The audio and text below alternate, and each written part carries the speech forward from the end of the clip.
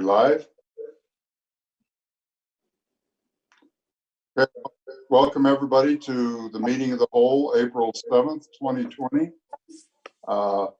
Because of the current health pandemic, in order to comply with the governor's directive to stay at home, stay safe, and the public health order issued by the county health department and county mayor, we've determined that an in-person meeting, including attendance by the public and the council, is not particular and prudent or practical and prudent. Therefore, the meeting will be held remotely through electronic meeting.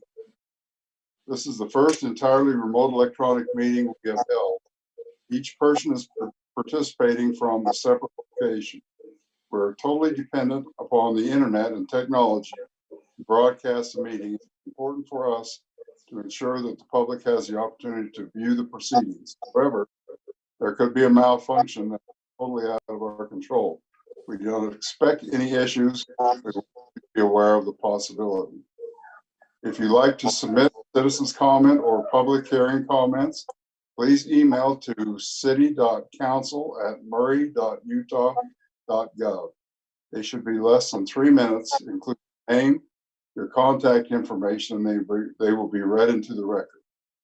All council members are present. We ask each one to say hello individually so the public may see them and on the large screen.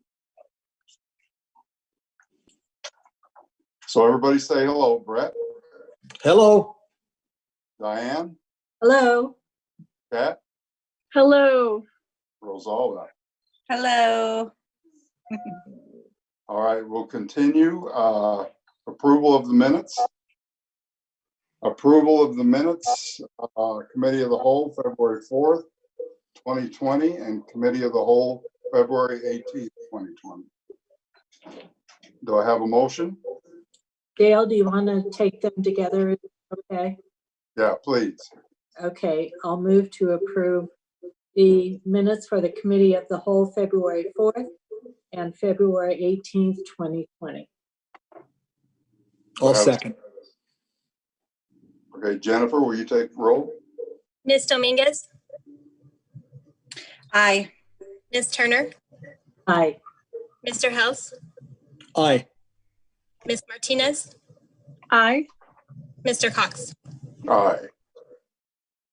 Okay, proposed Board of Appeals revision, Murray Code Section 2.36, Melinda and Steve Reed.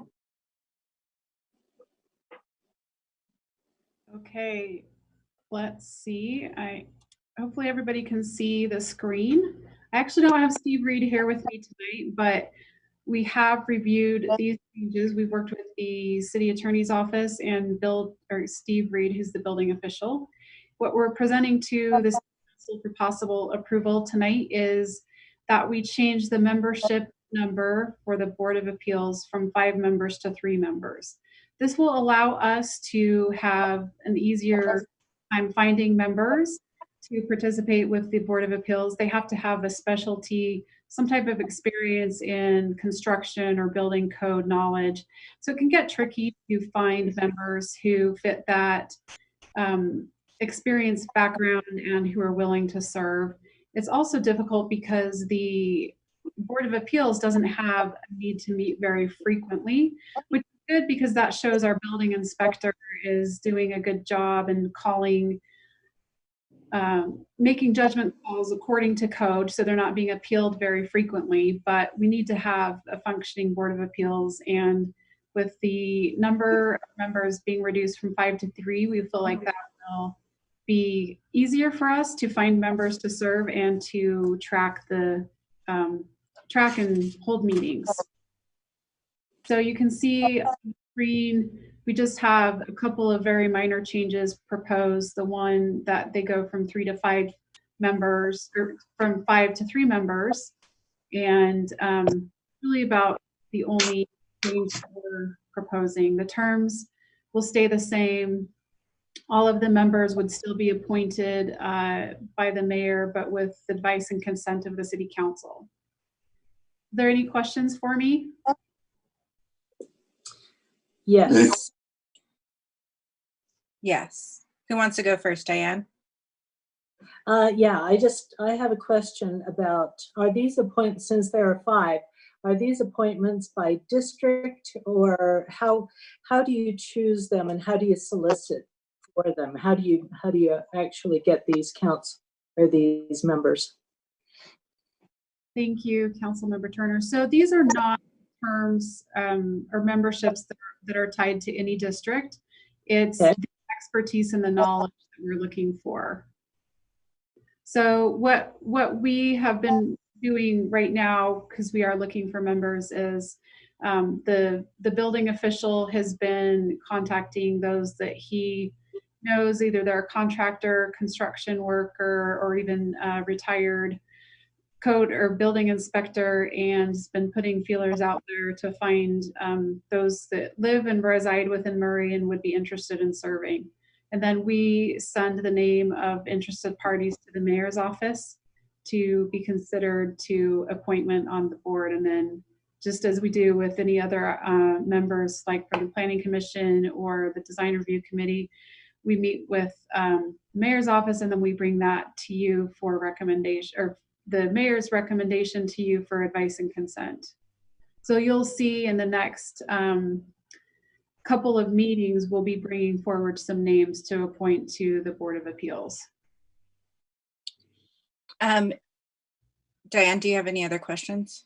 No, just a further statement, just to, you know, if you wanted to, you might be able to contact council, and we might know who would also, you know, be good for that committee, because we tend to know a lot of people in our city. So it might be a good idea if you let us know as well. We could be a resource for that. Okay, excellent. Thank you.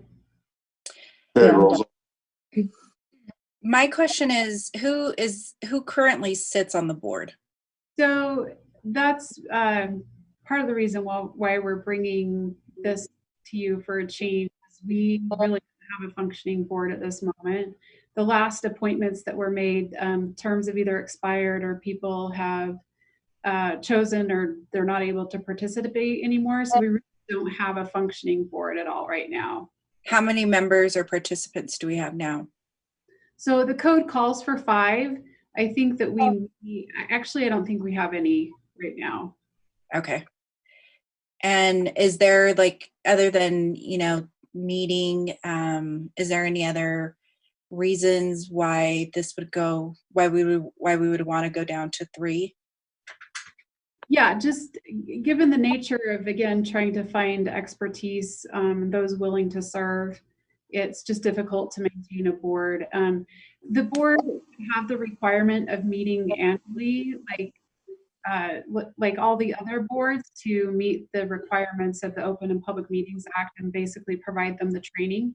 But above that, we haven't had a Board of Appeals for several years, so it gets really hard to keep people interested when you really don't have a need for a committee to meet.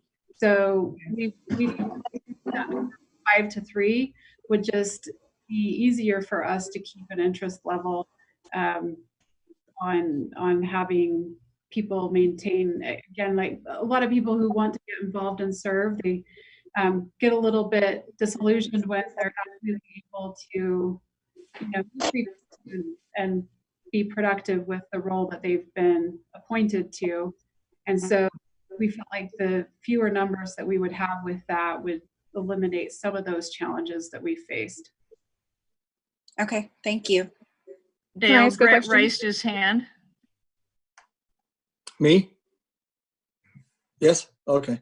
Yeah, I was just going to echo what Melinda had said. I know that from my experience that they have, I don't want to use the term bored, but I'm going to, that they've been bored because there's just not a lot going on when we changed the way we did this instead of it being a committee and individuals. That I think it's a good idea, solely because of what you said, Melinda, that all of a sudden people aren't as interested when they're not able to actually serve often. And I don't think they were doing, you like you said, there wasn't a lot going on. Can I ask a question? Yes, please. So I just have two questions here. The first is, some boards have members that have to live in the city boundaries, and then a couple can be members of the greater community outside of Murray. Has that been considered or a piece of the makeup of this board in the past at all to try and bring in more people? Yes, we did have that discussion internally, and the consensus was that rather than try and bring people outside the city boundaries and residents or non-residents in, that we would prefer to keep the investment of residents who live in Murray City and reduce the number of the membership requirement. So Okay. the alternative would have been that we would keep it at 5 and expand to individuals who may not live within the city boundaries. But we keep them within the city. My one other question was, are there concerns about getting a quorum with a smaller number, of that being more difficult to get at one meeting? So that's a good question too, but there's the nature of the board, there's really not a set time or date required to have them assemble. It's kind of more on an as needed basis. So we would just need to set up a meeting within a certain amount of time, and we feel like we should be able to get something scheduled with the 3 members. Okay, thank you. Any other questions? Dale, I have another question. Okay, Diane. Melinda, I'm wondering, what is the best practice? What do other cities do? So there's several options. I think, I mean, it's tough to say. I did do kind of a sampling of a few cities.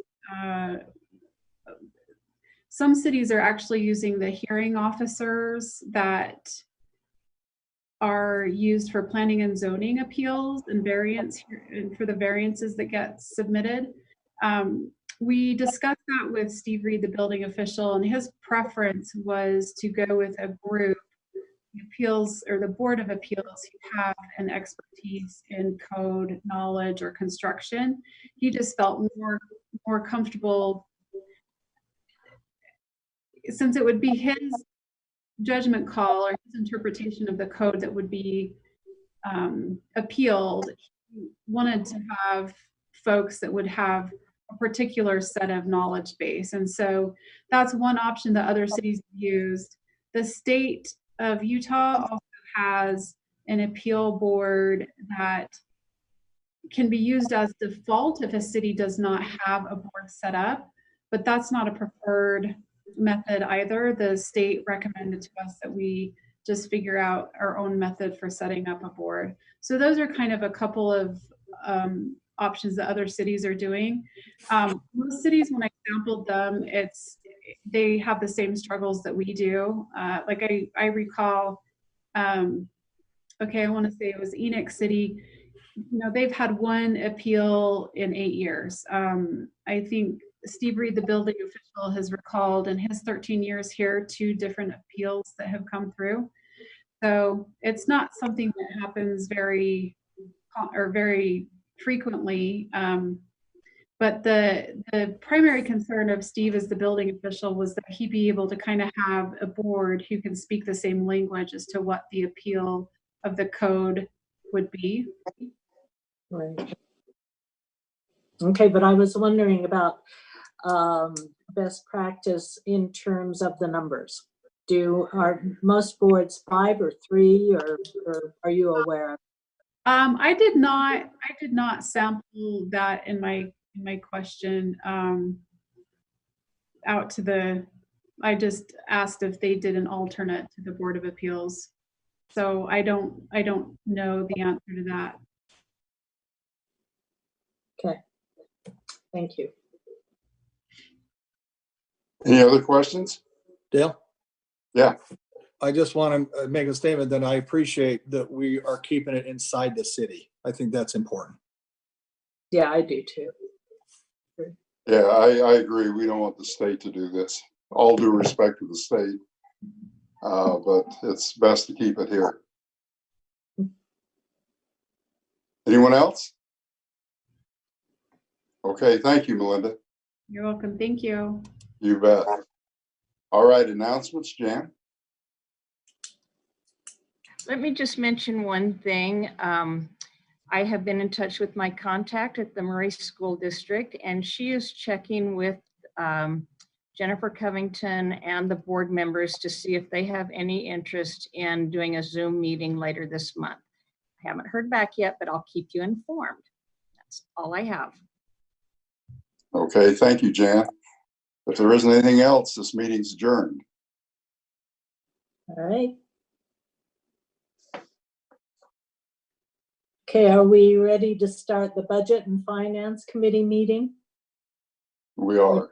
Go right ahead. Okay. All right. So this is the Budget and Finance Committee meeting for the Municipal Council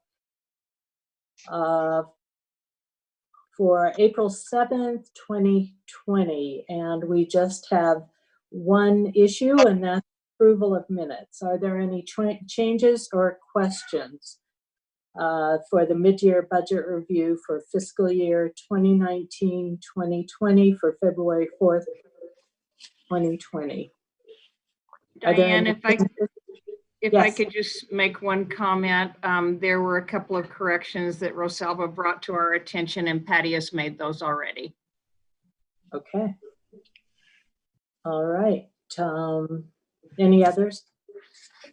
Okay. Hearing none, then could I get a motion? I'll make a motion. Am I on? I'll- Okay, I'll make a motion that we approve the mid-year budget review fiscal year 2019-2020, February 4th, 2020. And I'll second. Okay. All right. I guess we need to do a roll then, Jennifer. Mr. Hells, Aye. Ms. Martinez, Aye. Mr. Cox, Aye. Ms. Dominguez,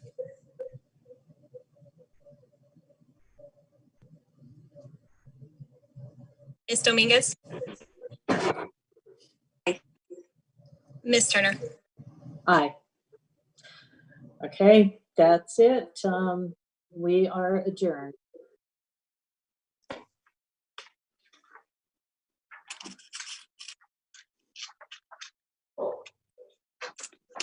Okay, we'll move on. Let's see here.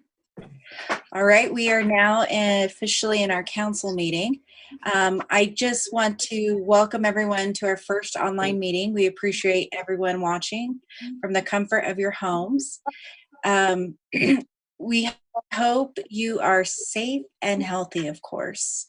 So I just want to before we start, you can submit section I'm not hearing. this Rosalba, I'm not hearing you. city.council@murray.utah.gov. Can you not? Okay, give me 1 second. It might just be me. Is it just me? No, I could. Hello, can you guys hear me now? Is that better? Yes. Okay, can you hear me now? Yes. Yeah, better. Okay, all right, sorry guys, I don't know what happened there. It's my Wi-Fi. All right, so I just want to welcome everyone to the first City Council meeting online. We appreciate everyone watching from the comfort of your homes or where you are streaming today. We hope that you are safe and healthy, of course. Before we get started, I wanted to remind everyone that you can submit your comments to us by email at city.council@murray.utah.gov. Again, that's city.council@murray.utah.gov. During the citizen comment section for the public, we will go ahead and read your comments. Jan will read them, and then we will share them as well.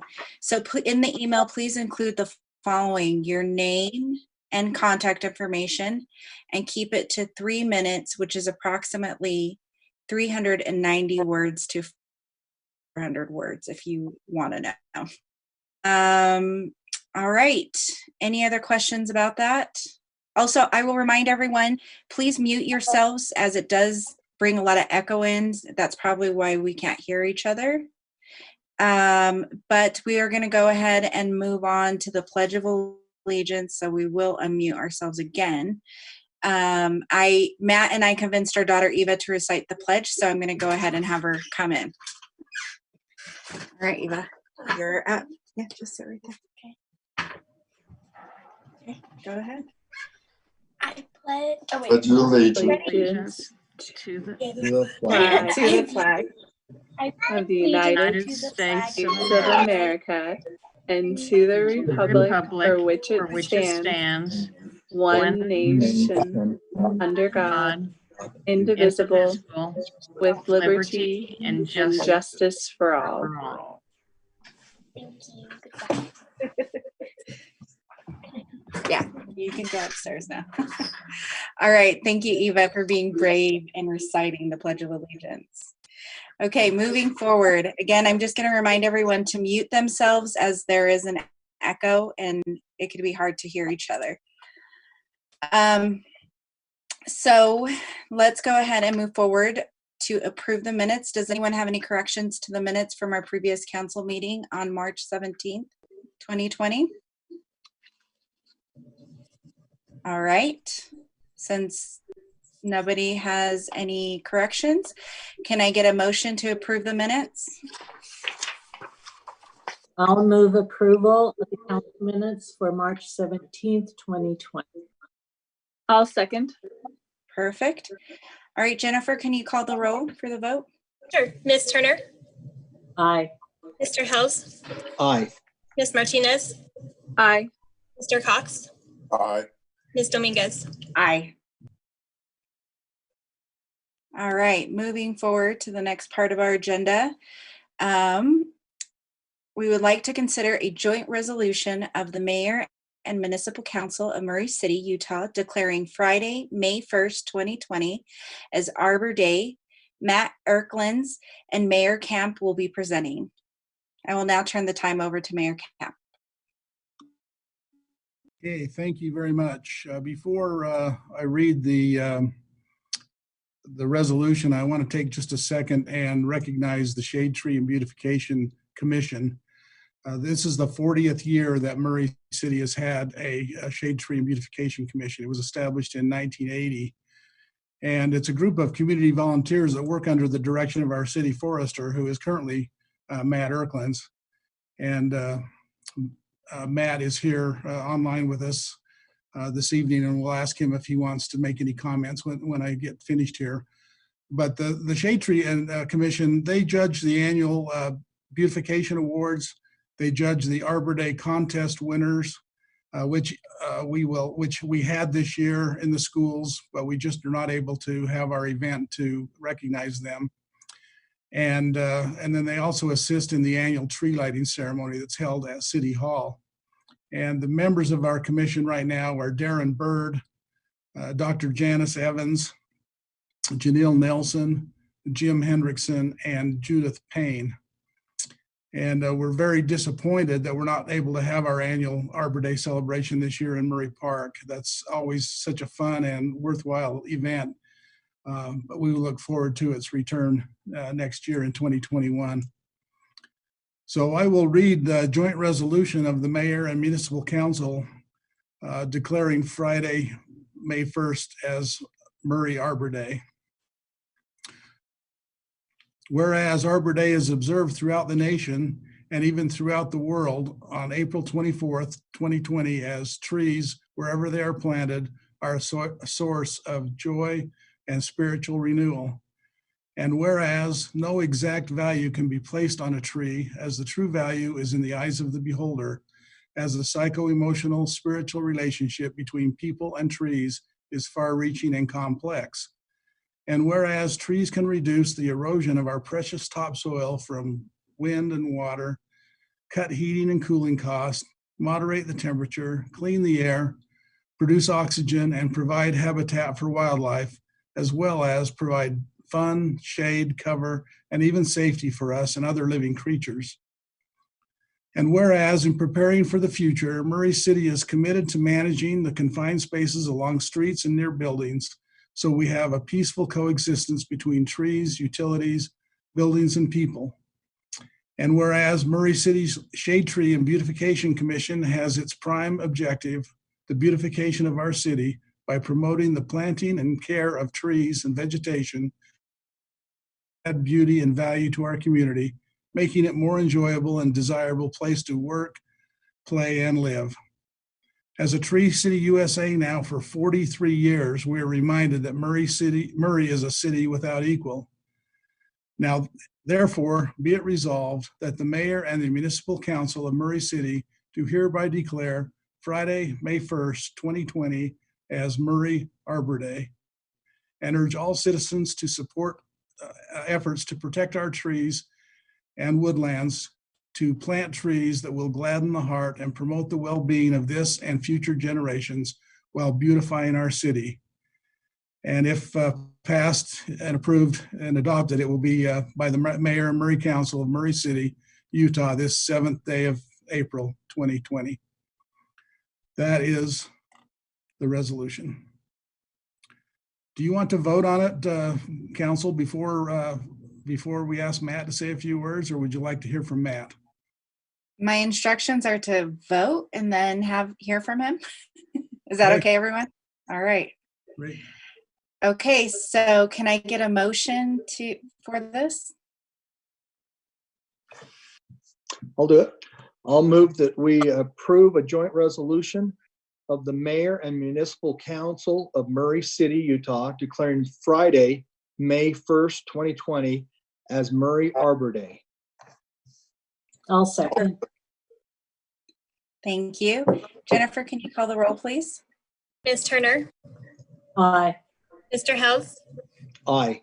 Ms. Martinez, I just want to say that I think being a Tree City USA is one of the neatest things about Murray, and how trees really up the value of, you know, homes in the neighborhood and just quality of life. And so I just think it's something really special that the city's always valued. Aye.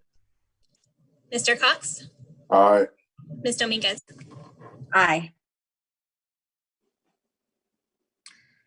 Okay, thank you. All right. Matt, would you like a few words? And I'd like to speak. Go ahead. Yeah. Is it my turn? Do I have a second to say a few words? Yes, it is your Oh, turn. okay. Thank you, Mayor. Thank you, Council. I think the Mayor's kind of touched on how the Shade Tree Commission and myself are, disappointed that we're not holding the Arbor Day celebration this year. However, we do still plan on planting a tree in honor of Arbor Day.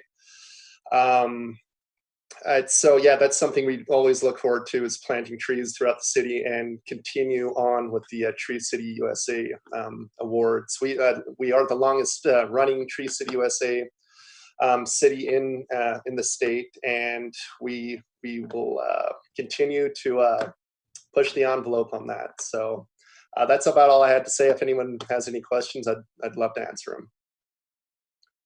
Thank you. Okay. I'm going to ask each council member one by one if they have any comments. Kat, do you have anything else to add? All right. Dale? Dale, would you like to say anything? I can't see you, sorry. First, I better unmute. No, I'm good. Okay. All right, Diane?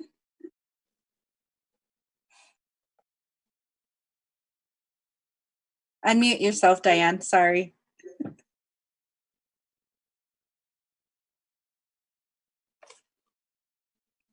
Jan, can you unmute Diane? Okay. Sorry about that. Okay, Okay, Diane. All right. Anyway, thank you for your service, and I think it's wonderful that we're part of the Tree City USA. I love that about Murray as well. So thank you. All right, Brett? Just a big thanks, Matt and Mayor and everyone. It's an awesome program, awesome thing. As Kat said, we've got 2 trees planted out front from Murray City, and we love them. All right. And I would just like to say, I look forward, even though we can't share this moment together, I really look forward to sharing it online somehow through photos. That way we can share it amongst residents and keeping each other informed that way. So thank you so much, Matt. And thank you, Mayor, for this. Thank you. Thank you. All right. So we are going to move forward to citizen comments. Jan has collected citizen comments at city.council@murray.utah.org. Comments are limited to less than 3 minutes, which is approximately 390 words to 400 words a minute. Each resident has submitted their contact information to Jan to go on record. So Jan, I will let you take it away. Okay. This first one was sent in on Saturday, March 28th, and it is from Corbin Whitaker, who lives in the neighborhood of Wesley Road in District 3. And he says, my name is Corbin Whitaker, and I am working with my neighborhood to get that walking park in. How can I do my part to make sure this happens? That's all of that one. The second one was sent on Sunday, March 29th, and it is from Alan Bergeson. My name is Alan Bergeson. I live in the neighborhood of Wesley Road. There is an empty lot on Wesley Road at 5090 South. There is about 5.5 acres of wetlands, trees, and animals, and would love to see this land preserved as a park for the community's use and enjoyment. Thank you for all you do. Please consider this request. Thanks. This one came in on Sunday, March 29th from Kevin Sullivan, addressed to Rosalba. My wife and I are constituents of yours living at 5268 Wesley Road.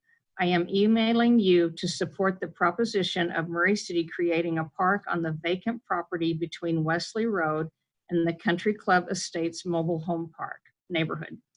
I recognize that the property is currently privately owned, has changed hands a number of times, and that developers are eager to maximize its profitability. I also recognize that doing so would increase Murray City's tax base. Developers have had difficulty creating a viable plan to build in that area. I believe Tanner Ditch running through the property has created some difficult engineering impediments. I would propose as an alternative that Murray purchase the land, which may be possible soon because of current events impacting the value of property, and retain the property as parkland. If you take some time from your day and visit that property, you will be pleasantly surprised by its rough natural beauty. Make sure you wear sturdy boots and pants. Once you enter the area, the first thing you'll notice is an unimpeded view of our beautiful Wasatch Front. Exploring through the vegetation, you will also likely stumble into deer and other wildlife. It's almost like a miniature wildlife refuge. A small walking path and maybe a pavilion for picnics are all that would be needed to allow almost anyone to enjoy its beauty. Currently, the nearest park for my neighborhood, Revere Drive, the trailer park, and Cobble Creek condominiums, is the grassy field at Twin Peaks Elementary School.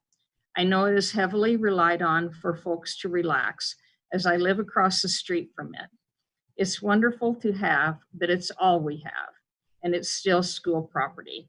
Creating a walking, natural, scenic park in the wild property east of Wesley Road would be a blessing for everyone in the neighborhood, and even further afield.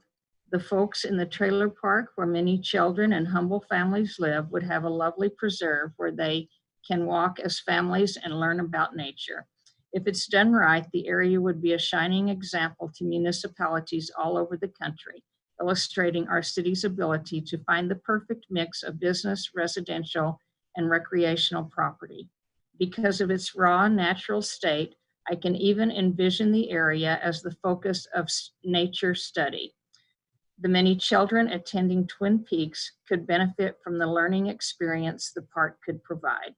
Rosalba, I understand economic and developmental realities, but I hope you will take me up on my offer to go look at the property and entertain, even if briefly, the vision of preserving some of the very rare undeveloped land in our valley. Kevin Sullivan. The next one is from Susan Byers, and she sent in on Monday, March 30th. We want to preserve the wetlands and animals, deer, fox, and pheasant. On Wednesday, April 1st, from Jessica Sturm. I live in the neighborhood near Twin Peaks Elementary School, and there are plans to either build a neighborhood behind some of the houses here or a walking path. As an avid outdoor space user, I would urge you to build a walking path. This area is beautiful with a natural river, many huge mature trees, and gorgeous views of the mountains beyond. Something for the community at large would be very beneficial to all.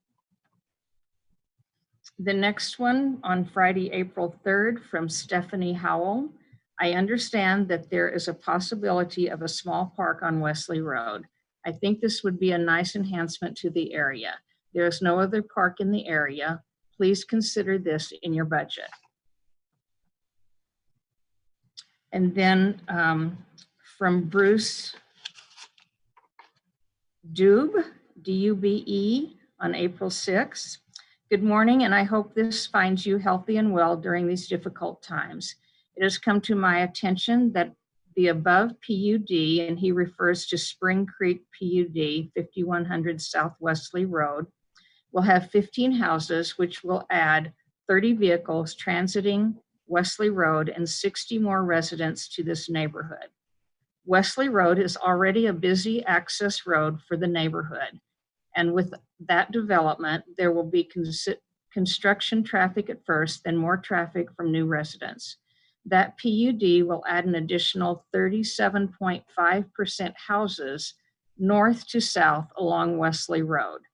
We currently enjoy a relatively quiet neighborhood and would like to keep it that way. The Spring Creek PUD will have a mini Olympia Hills impact on our neighborhood. I am opposed to that development and will contest its approval. Would not the interests of the neighborhood be better served if that site was made into a walking park and the wetlands were included into the design?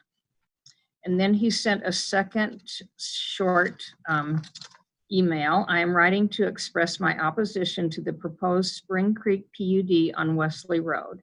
If that Spring Creek PUD is abandoned due to uncertain economic conditions, I propose the following.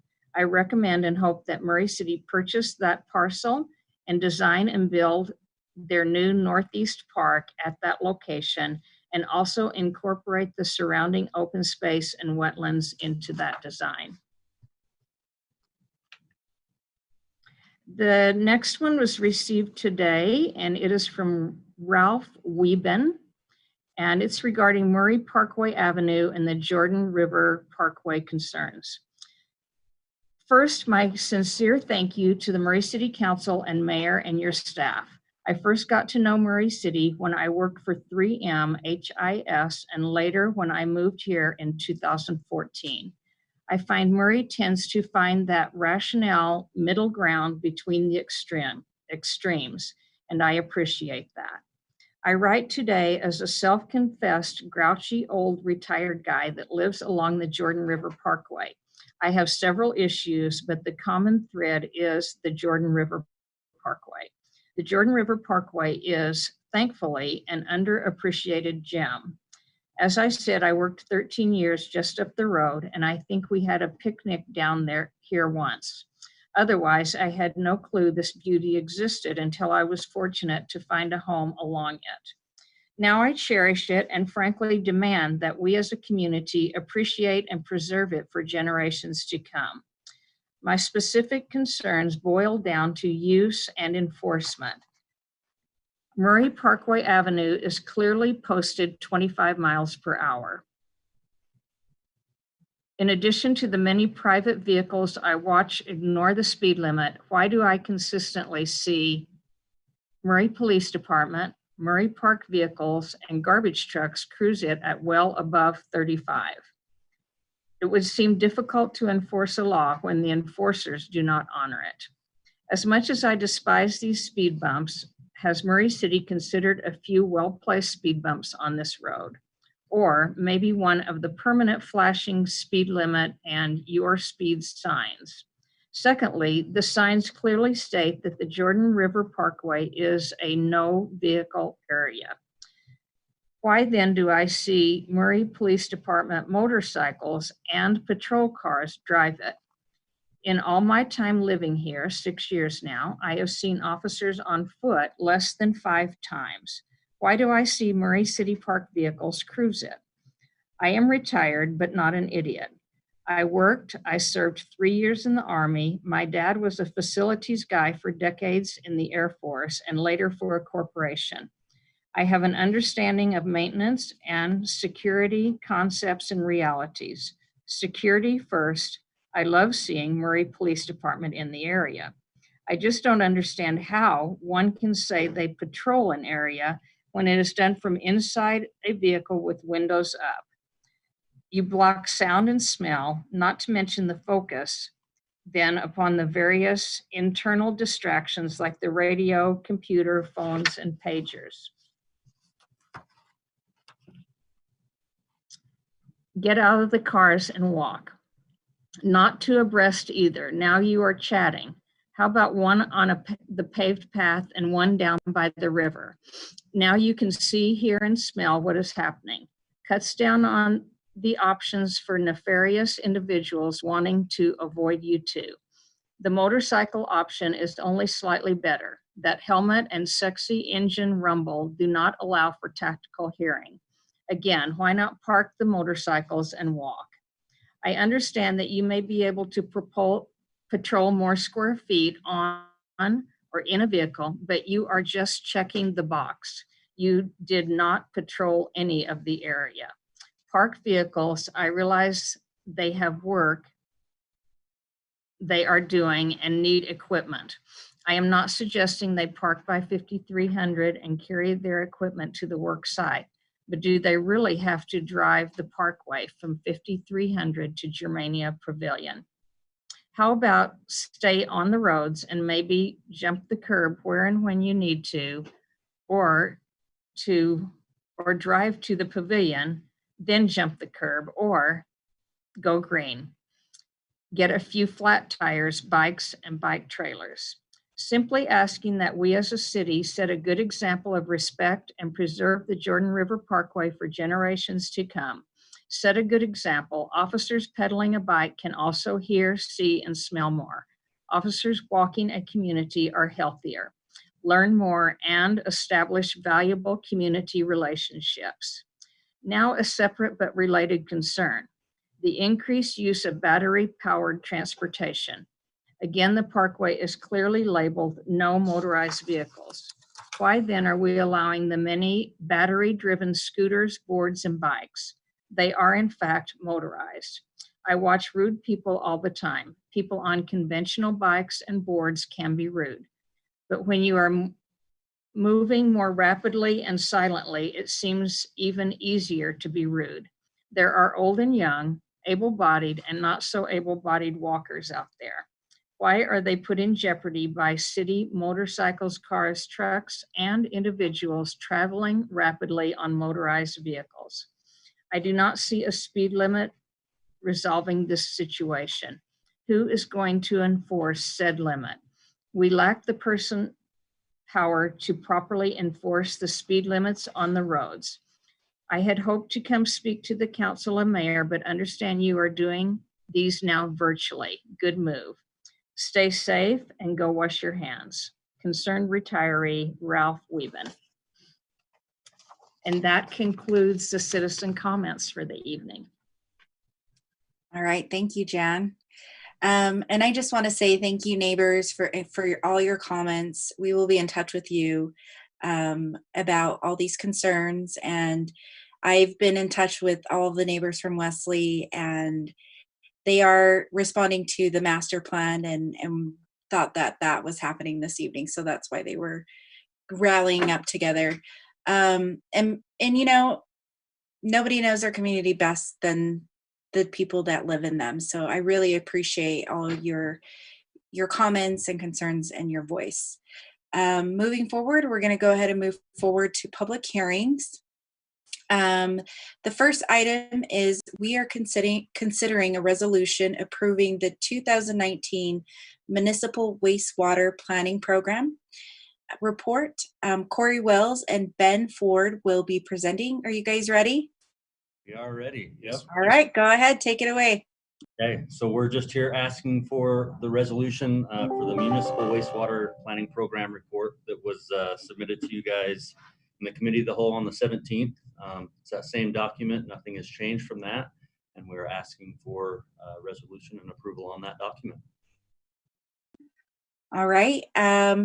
Would any of my fellow council members like to ask anything from that document? Let me ask one by one. Kat? I'd just like to say thank you for so thoroughly explaining it to us at the Committee of the Whole meeting last time. So I'm comfortable with it to move forward. Thank you. Okay, Dale?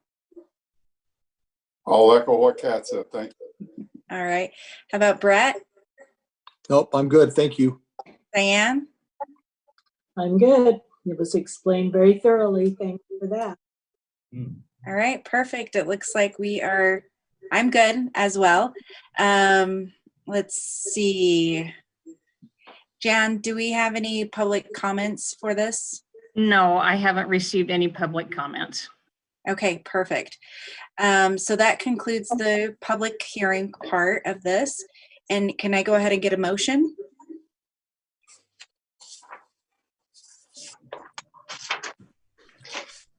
I'll make a motion. I'll move that we approve a resolution, that we approve the resolution for the 2019 Municipal Water Waste Planning Program report. I'll second. Perfect. Jennifer, do you want to go ahead and take the roll? Ms. Turner, Aye. Mr. Hels, Aye. Ms. Martinez, Aye. Mr. Cox, Aye. Ms. Dominguez. Aye. All right, looks like we're good to go, guys. Thank you so much for participating. Okay, thank you, And Mayor. stay safe. Time.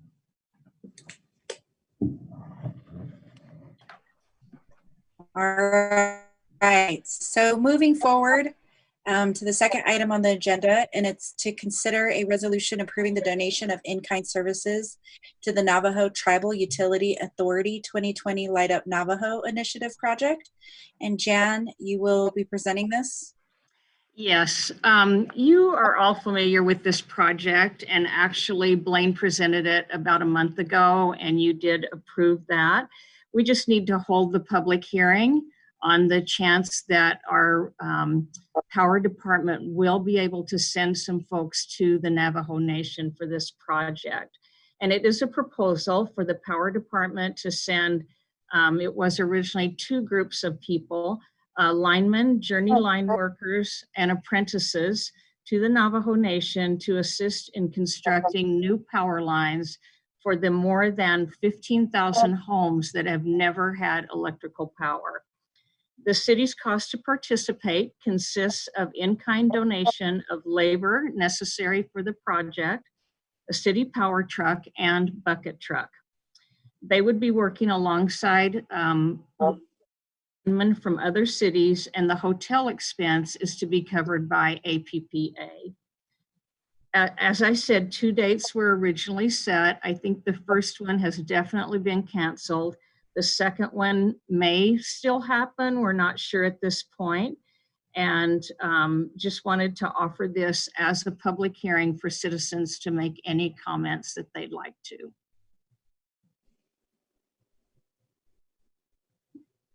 Okay, do we have any citizen comments on this? I have not received any. Okay, perfect. I'm going to go ahead and ask you guys one by one again, if you, council members, if you have any comments, questions, concerns. Kat? I was just wondering, do we know if they're looking at rescheduling into the fall at all for this program? You know, the mayor might be able to answer that. I don't have any information on that. My understanding is at this point they are not, that there's a window that they needed to accomplish this. but that's always subject to change. Thanks. Okay, Dale, do you have any? No, I think it's a great project. Brett, I love this project, so I'm all for it. Diane? What they said. I think it's great. So I wanted to add to this. I have been in communication with the Navajo Council and with the board from the Navajo Nation, because they just put in an order that they are shutting the Navajo Nation down to essential workers, and essential workers being medical personnel. So no one could go on to the nation. But the update I got today was that the initiative has been postponed, and they will be in contact with the project, the heads of the project and the cities. I just got this right before the meeting, and they had contacted me about it because they did see it on the agenda because of the concern and the high risk of the nation being. There's a high number of the population already that have contracted COVID-19, and they want to eliminate people coming outside of onto the nation, I should say. Salva, Mm-hmm. I just received one citizen comment. If you wouldn't mind, I'd like to read it. Yes, that would be great. Okay, and it says, I support the Light Up Navajo resolution as a resident of Murray. However, is the council communicating with the Navajo Nation and NTUA regarding the status of this project? I have family residing in San Juan County, and the Navajo Nation is dealing with a state of emergency and a disproportionate amount of Navajo Nation members testing positive for COVID-19. I would not want to unintentionally put the Navajo Nation in harm by potentially exposing them to the coronavirus by any member of our crew who is asymptomatic. And this came from Samantha Eldridge of Murray. So I think you probably answered that with your comments. Yes. And I really want to say this project is amazing, and have grown up in rural areas my whole life as a child. It's pretty fascinating to see something like this happening within our city, and that the power department and that we really provide crews for this program. So I really look forward and seeing this move forward in the future. Anyone else have any comments, Mayor? Thank you. I just wanted to address the comment about communication with the Navajo Nation and Navajo utility. Of course, all of our communications are going through the APPA, and certainly those communications are taking place. So that person that commented on that can rest assured that they are. All right, thank you, Mayor. Yeah, I have a personal connection with some of the council members from the Navajo Nation, and he had texted me about that specifically. So just to clarify that, thank you so much. All right, do we have any other, should we go ahead and move on with the vote? Would we update, Jan, or even GL, would we update the dates on resolution in the future? Yes. Okay, so we could still move forward with the vote, GL? Yes. Okay, perfect. I'm going to go ahead and ask for a motion. Anybody want to? I'll make a motion that we approve a resolution of the donation of in-kind service to Navajo Tribal Utility Authority 2020 Light Up Navajo project. I'll second that. Oh, go ahead, Diane. Okay, do we have any other further discussions? Okay, and let's see. And Jennifer, can you call the roll, please? Ms. Turner, Aye. Mr. Hels, Aye. Ms. Martinez, Aye. Mr. Cox, Aye. Ms. Dominguez. Aye.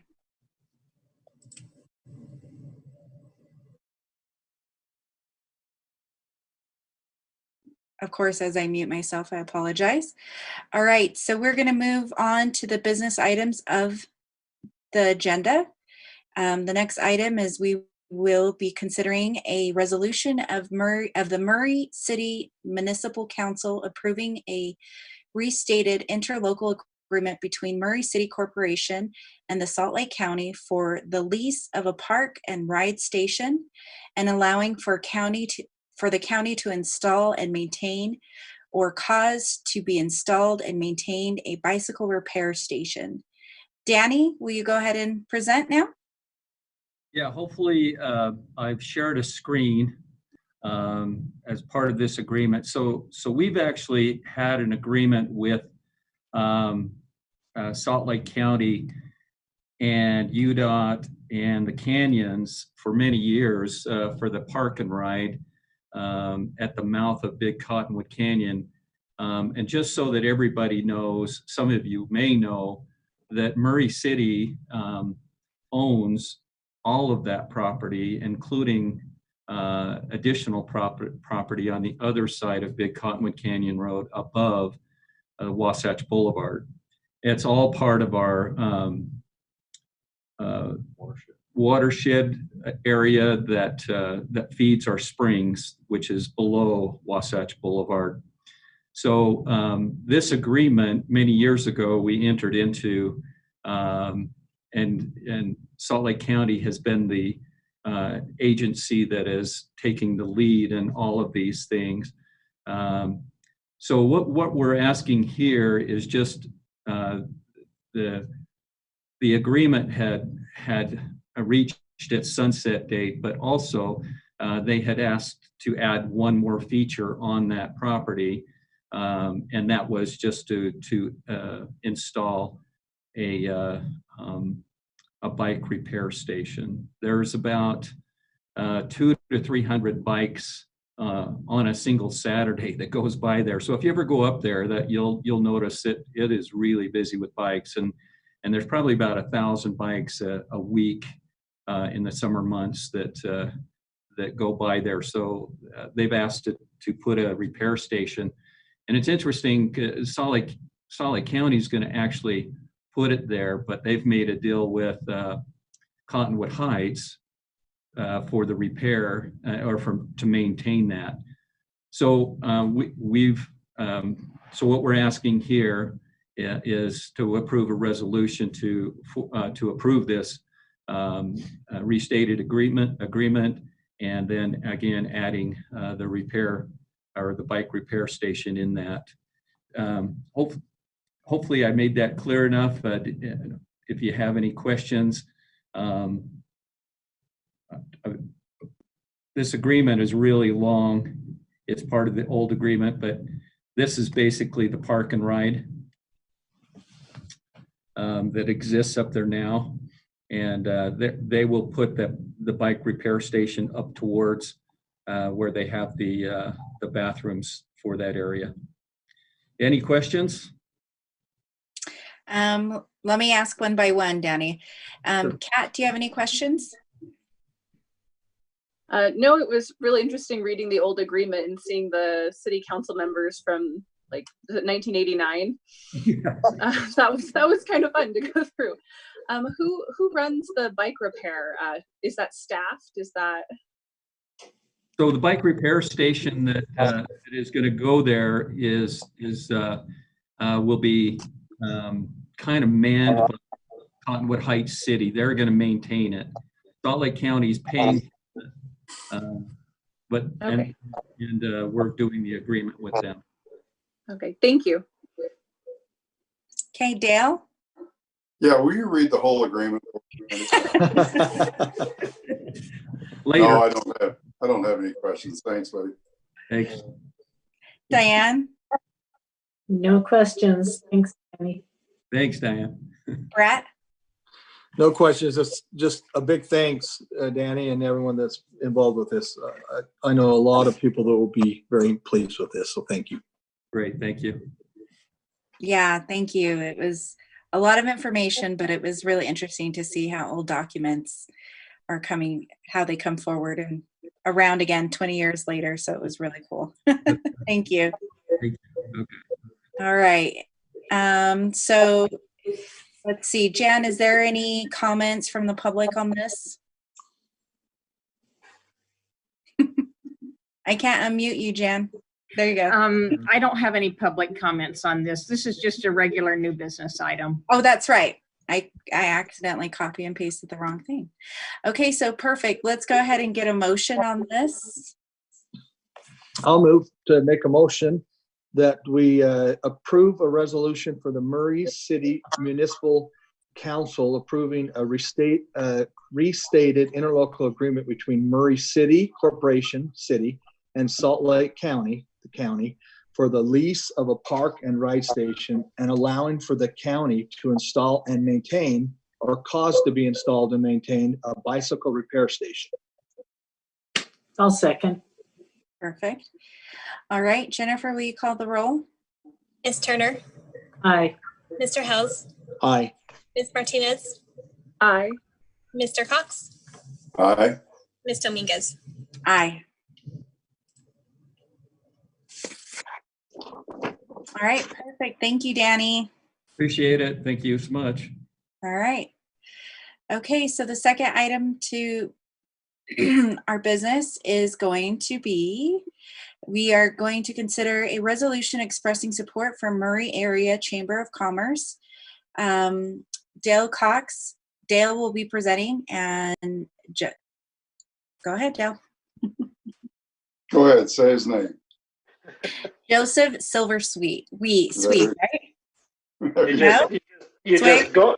The trick is to go for it because nobody else knows how to pronounce it either. So as long as you're confident, everybody but me will think you got it right. Perfect. I got it right.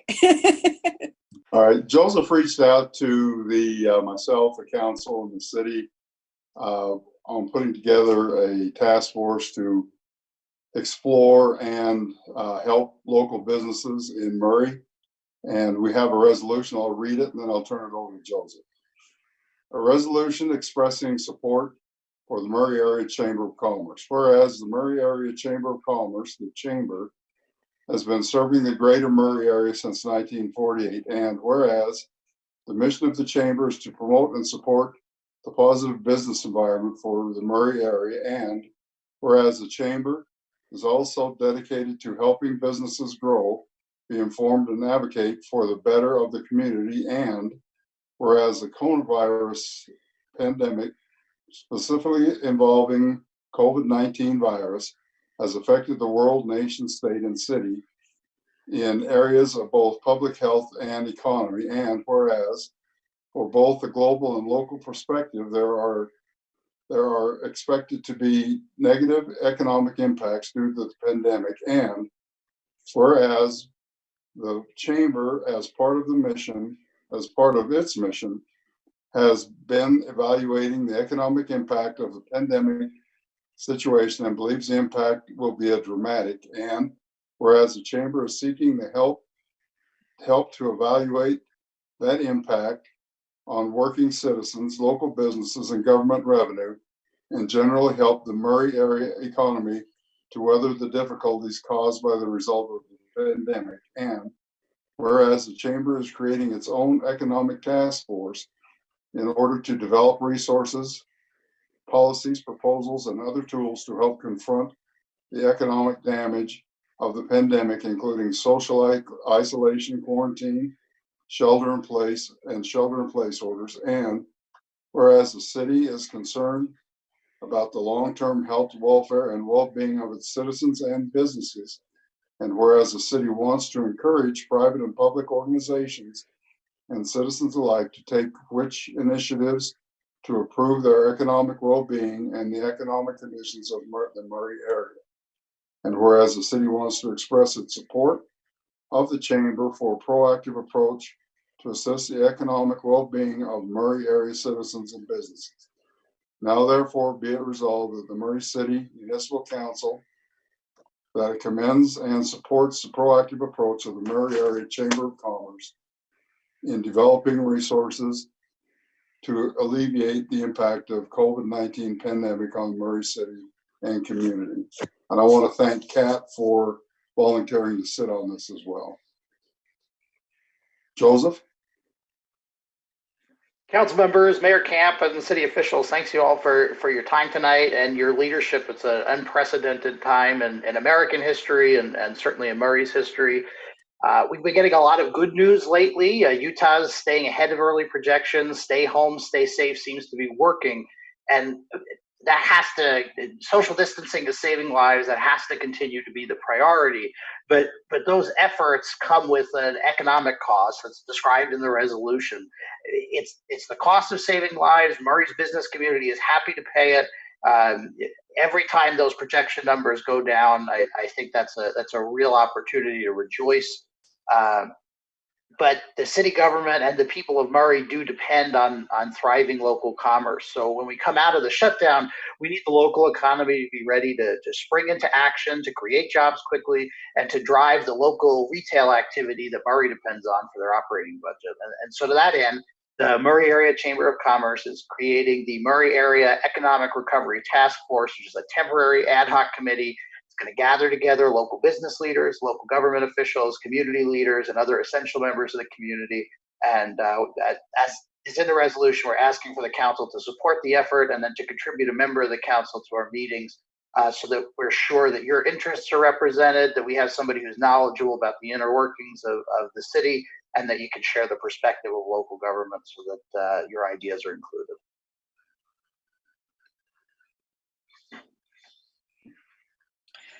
All right. Does anyone from the council, would you like to say anything, Kat? Yes, I just wanted to say I'm looking forward to sitting on this task force. I'm grateful the council was asked to come to the table for this, and I'm looking forward to supporting the chamber and Murray businesses and just leaders in the community as we all try and be strategic and collaborative in this moving forward.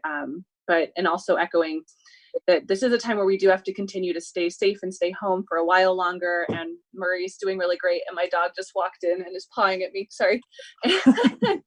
But so just thank you for your initiative with this, Joseph, and the council is behind you. Dale, do you have any other comments? No, reading that just about took it all out of me. All right, Diane. No, I think it's a great idea, and thanks so much for involving us and inviting us to participate in that. I think it'll be very helpful. Mm-hmm. Brett? Thanks, Joseph. All on board, and a big thanks to Kat also for volunteering to do this. That's awesome. Thank you. So Joseph, I have a few questions. First, I do really want to commend you in contacting us and really taking leadership on this task force with the chamber. I think it's important, and it's important to hear what businesses need and what's affecting them and how we can support them.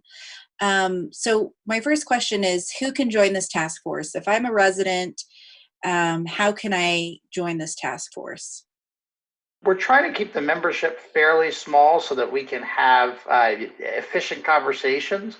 But anybody who's really interested in it is certainly welcome to send a message to the Murray Chamber, to myself. I'll post my contact information on the chat here, the Zoom chat, so people can contact me, or they can contact Stephanie, who is the president and CEO of the Murray Chamber. You can contact her directly through the Murray Chamber website. I would certainly be happy to consider any interested members of the community. And I think it's important to state that we're not just looking for business leaders here. I mean, certainly that's going to be part of this group, but so many diverse interests are being represented by this economic recovery. We need to make sure that it's taking along, not just business owners, but employees and residents, so that they have the kinds of commerce options that they're used to and that make Murray such a wonderful place to live, that all of those things are still here in town.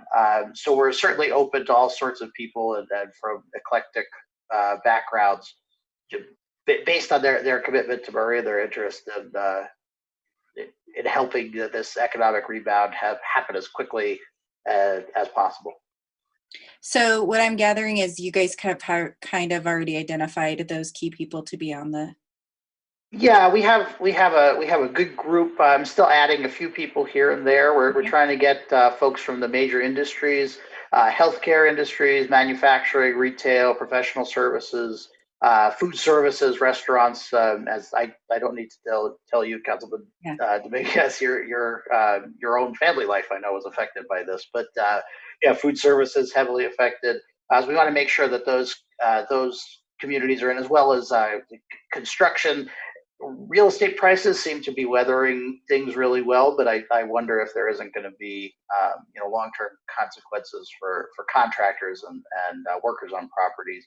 We're also inviting local government leaders, certainly yourselves, hoping to get some members of the Midvale City Council to join, as well as somebody for the Midvale Mayor's Office, and trying to identify a pair of legislators, state legislators, a Democrat and a Republican, who can report on what we're doing and also bring information to us from what I hope will be a fruitful special session coming up here in the next few weeks when Governor Herbert calls on.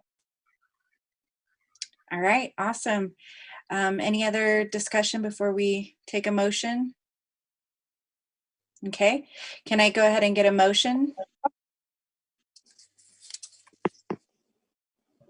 I'll make the motion to adopt the resolution expressing support for the Murray Area Chamber of Commerce. Okay, perfect. Can I get a second? I'll second. All right. Okay. All right. Jennifer, do you want to go ahead and take the roll? Ms. Turner, Aye. Mr. Hels, Aye. Ms. Martinez, Aye. Mr. Cox, Aye. Ms. Dominguez. Aye.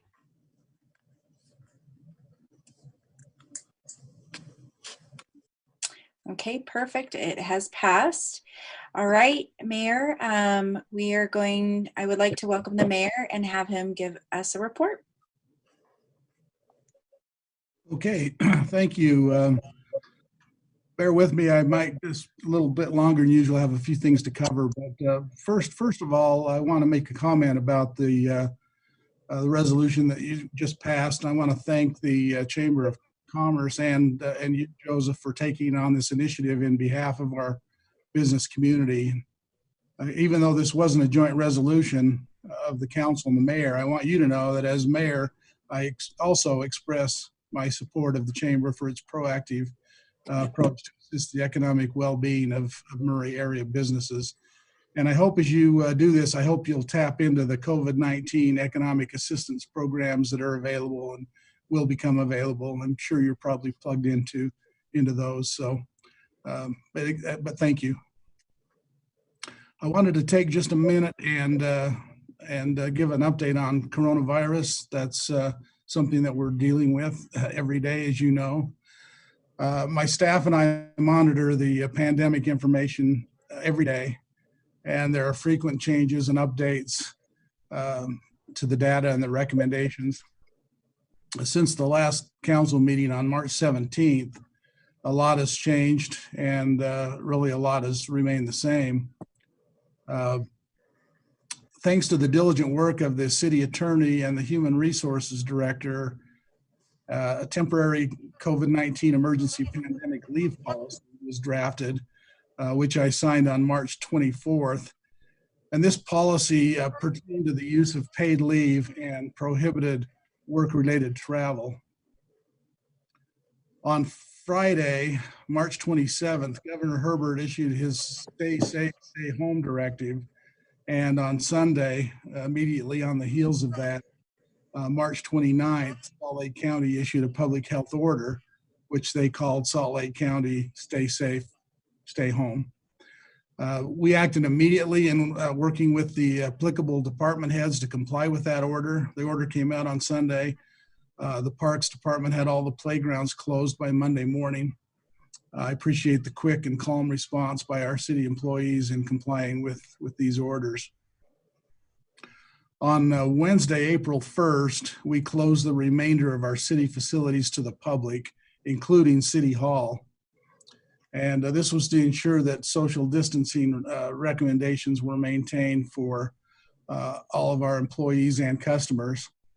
Only the cemetery office and the justice court remain open to the public right now in the city. The Justice Court is under the rules and authority of the AOC, or the Administrative Office of the Courts.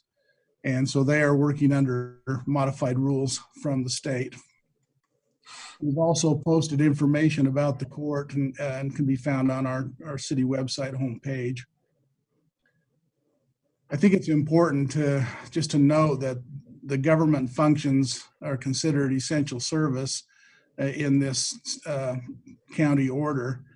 And we've made it a priority for the city to continue providing these essential services to our citizens and businesses, even though the methods have changed. We're encouraging online payments or the use of the utility drop box. We're urging phone calls and remote meetings rather than in-person exchanges. We have continued to emphasize and re-emphasize the importance of social distancing while at work, and these measures appear to be effective so far. We've had a small number of employees self-quarantine for various reasons, and I'd guess about a dozen of our employees have been tested for the virus. All the tests have come back negative, I'm happy to report. Also on April 1st, I issued 3 new emergency executive orders in response to COVID-19. The first order relates to city travel, emergency paid sick leave, and family and medical leave. That order also repealed the temporary COVID-19 policy that was put into effect on March 24th. It superseded that order and repealed it. The second order relates to the Open and Public Meetings Act during the COVID-19 outbreak and allows us to hold electronic remote public meetings like the one we're having now. That had to be done through an order. Because of the emergency declaration, we were able to do that.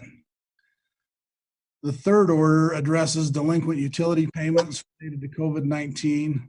I have agreed to temporarily suspend utility shutoffs for delinquent accounts and to temporarily waive late fees. This order goes through April and will be reevaluated on May 1st. As I mentioned earlier, my staff and I monitor the pandemic information daily, and we refer to reliable resources to gain information such as the CDC, the Utah Department of Health, and multiple websites that contain international data about the virus. Our city website has been updated with an emergency COVID-19 notice on the front page. You may have noticed the little red button that lights up. Clicking on that notice takes viewers to a page that's devoted to COVID-19, where we provide city updates and links to other informative websites. There's no shortage of information out there, that's for sure.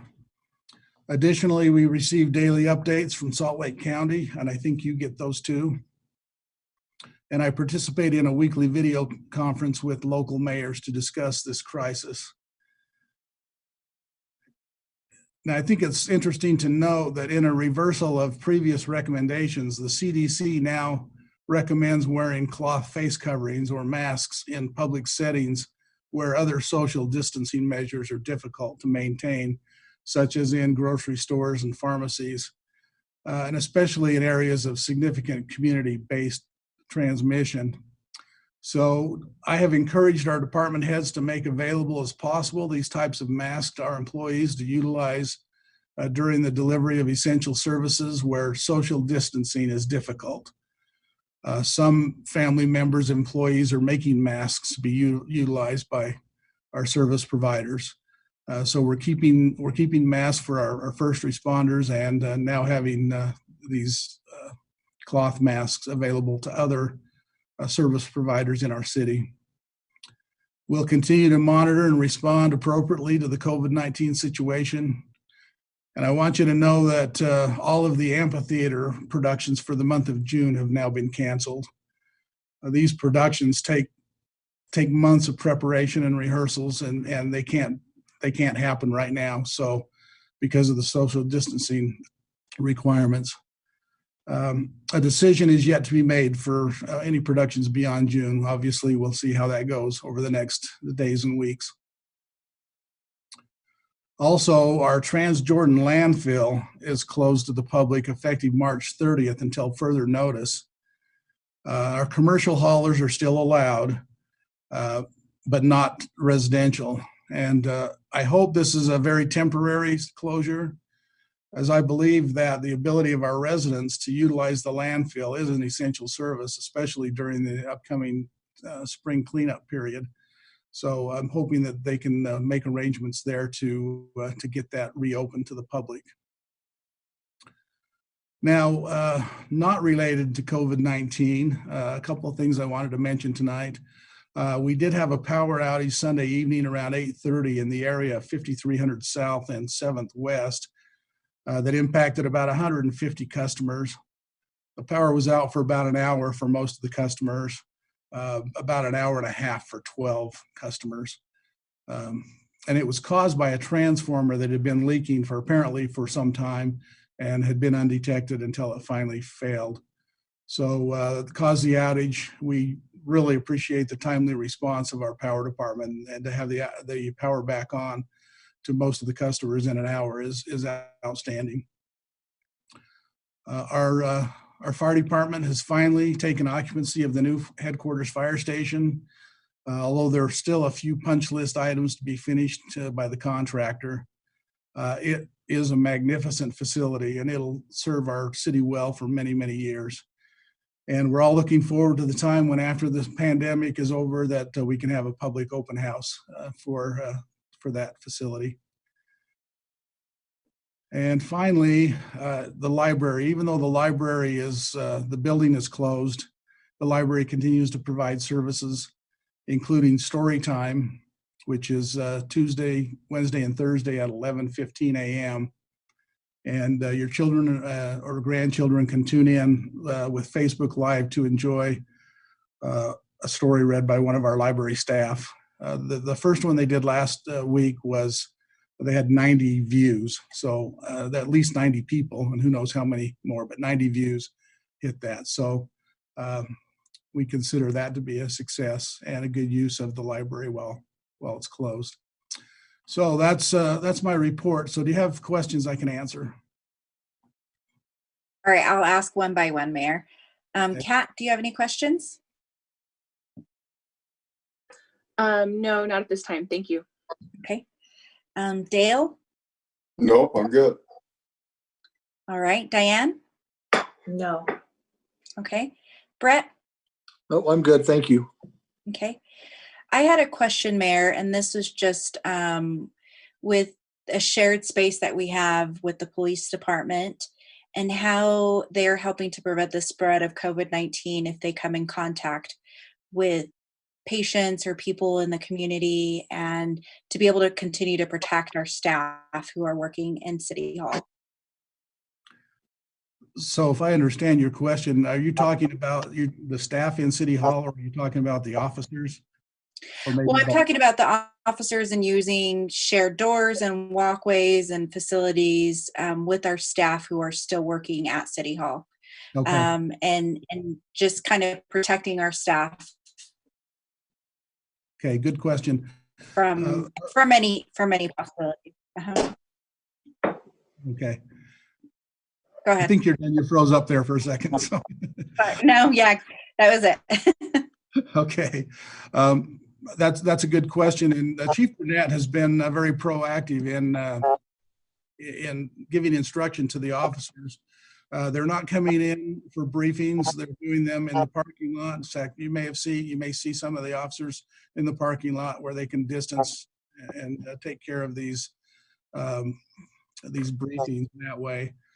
So he's having them come into City Hall a lot less. They're doing a lot more wiping down the surfaces when they do have to come in. He's also having them clean their patrol cars more frequently.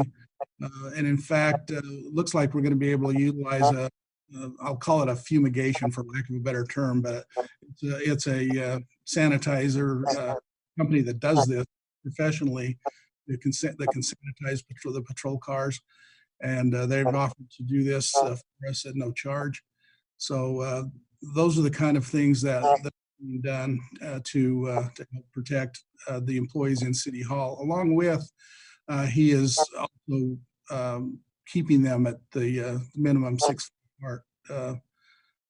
He's given instructions. In fact, we've given instructions to all of our employees, but he's given specific instructions for the officers when they come in to not engage with the other employees in here, not to stop and talk with them or whatever.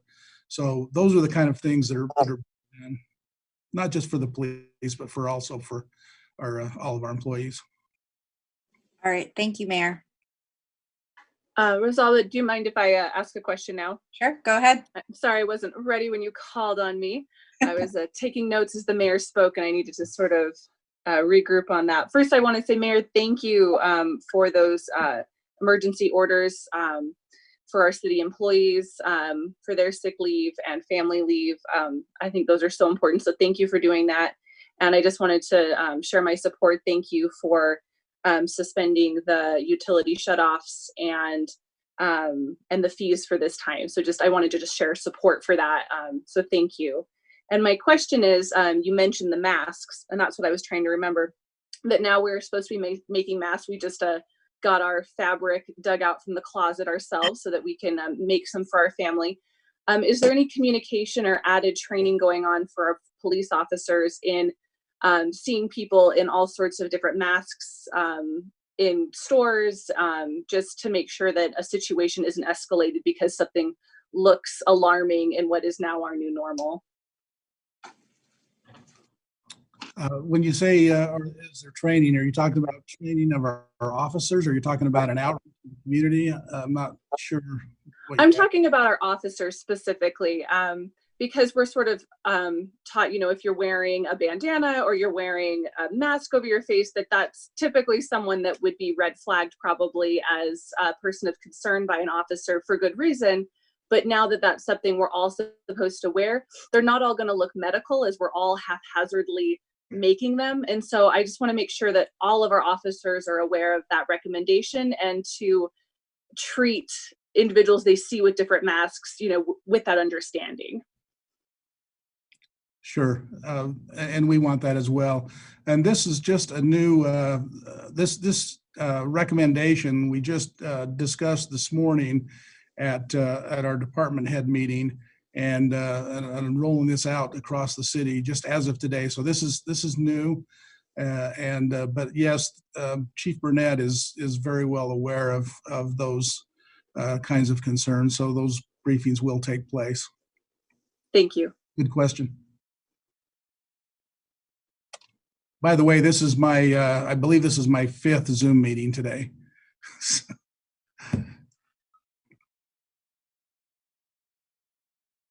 Okay, sorry. Can you guys hear me? Okay, good. So thank you, Mayor. And I did want to echo what Kat said about utilities. I, had major concerns from citizens about that. So I really do appreciate that. And, it's every day it's evolving. We don't know what's happening exactly. So I really appreciate that, Mayor. One last question I do have is, are all buildings closed down? Is economic development also closed, or are they meeting with the public still? And are we protecting them? Yes, all of the buildings are closed to the public except the 2 that I mentioned.